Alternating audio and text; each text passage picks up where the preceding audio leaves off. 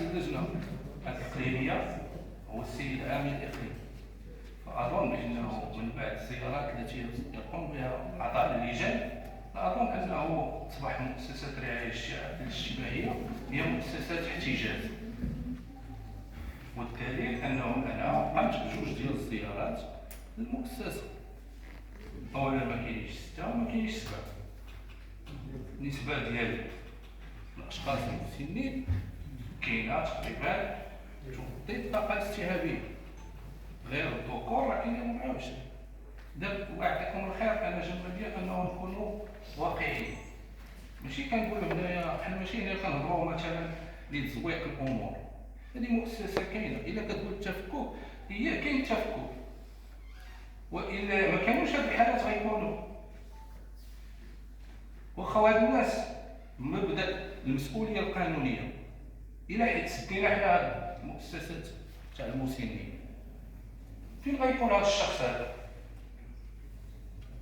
خصنا نرجعوا. راه بعض المرات يكون غلط، كنقولوا بأن المسن هو داك اللي تخلت عليه الأسرة. اجا قلب معايا دابا في داخل المؤسسة، قلب على شي واحد اللي عنده الأسرة، بطبيعة الحال أنا معاه. هناك أبناء غير ضارون. أنا تفاجأت فاش درت الزيارة لجوج ديال الناس من الأعيان ولادهم في الخارج وما تيجيوش يزوروهم. إذا المؤسسة، هاد المؤسسات تحتاجوا، لأنه هذا هو الواقع ديالنا. اللي ما بغاش يشوف في المرايا ما يشوفش. كاينين أبناء يتخلون اليوم عن الأسر ديالهم وخاصة المسنين. الشق اللي ما نبغيش يتم فيه تحوير النقاش. حنا لازم هنا اللي فتح مقهى كتمشي لها ما كديرش فيها، ما يديروش فيها التمريض الطبي، ما يديروش لك فيها المرافقه، ما غيديروش فيها الاستماع، ما غيوجهوش، يعطيك قهوه ويقول خرج بحال.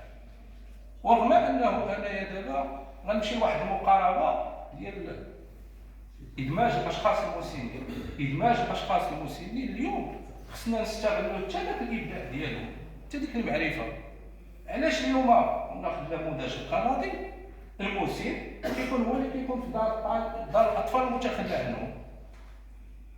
نشرحوا علاش كينجحوا، انهم كيخلقوا واحد الالفه ما بين هاد الناس اللي ما عندهم حتى شي والي لاقي بحكم هذاك التفكك الاسري. اصبح نمط عيش عندهم، كيوصلوا ل 18 عام كيجري عليه الاب، كيقولوا خرج دبر على راسك، كيوصل هو واحد الوقيته حتى هو كيخرج صافي كيقول له وصلتي 60 عام وسير لدار العجزه. اذا انا ما نبغيش نحمروا الامور. نحن الان امام تحول ديموغرافي، مظاهر وتمثلات جديده داخل المجتمع. الظاهره الاجتماعيه تتغير. الاشخاص ما غنقدروش نقولوا بانهم، ولكن كمشروع اظن خصنا نفصلوا دار المسنين للخدمات الدائمه كتخص واحد الفئه بدون عائل، عندها تفكك اسري، كتقدر تكون الاسره وما بغاتش باقي الاب ديالها، كيوقعوا مشاكل. ولكن واش هذا السيد غنخليوه حنا في الشارع؟